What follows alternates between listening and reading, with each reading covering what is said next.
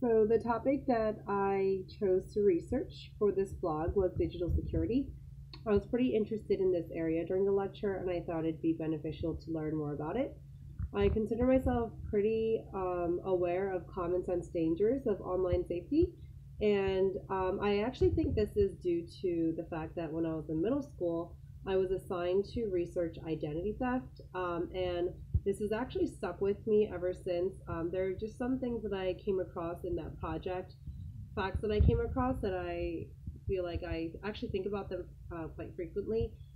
One practical example is that I came across information saying that you should never really be haphazardly throwing out your receipts where people can see them because somehow from that information they can get your credit card information.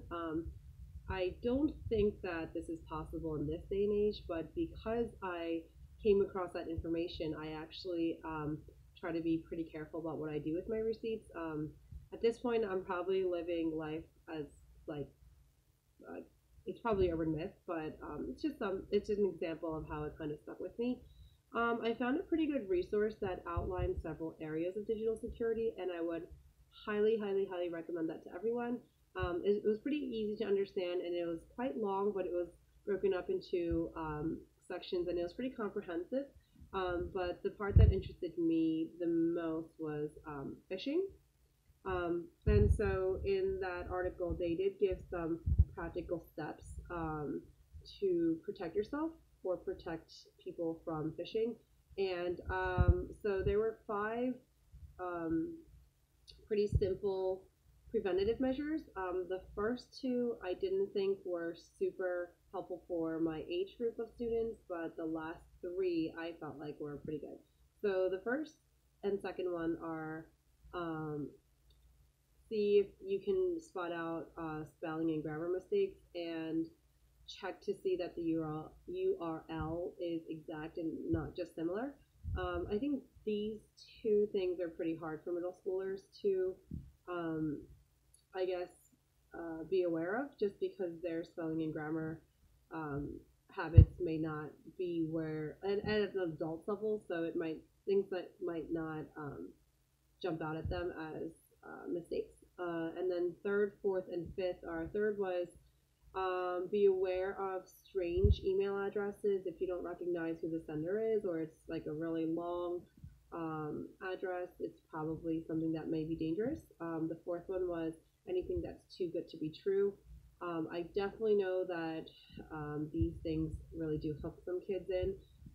This is because I've had a lot of students come up to me and tell me that they were super excited or um, happy because they filled out a survey and they were waiting for their brand new iPad, or they were going to be put in a raffle for winning a smart TV or something like that. And I think it's pretty effective, and I'm sure that's how criminals really try to get kids to share information. But I think it's very common because all the kids who tell me about these stories really believe that it's not a scam. There's always like I know there are lots of scams like this, but I think this one's real. That's just like the common theme. And number five is to avoid downloading any attachments, especially if you don't know who the sender of the email is. Um, I'd actually think that it'd be really beneficial if I assigned an assignment for my students that would require them to research phishing, just like I had to research identity theft. I think I'm hoping that it has the same kind of impact that my project did on me. And I think that it's realistic to think that because number one, the crime of phishing and identity theft is really similar.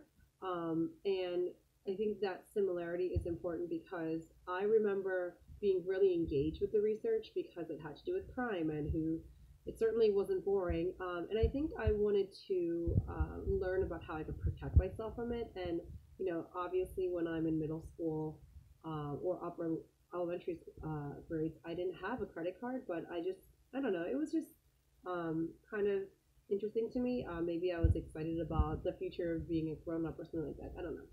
But I'm hoping that the information sticks for them as it did for me.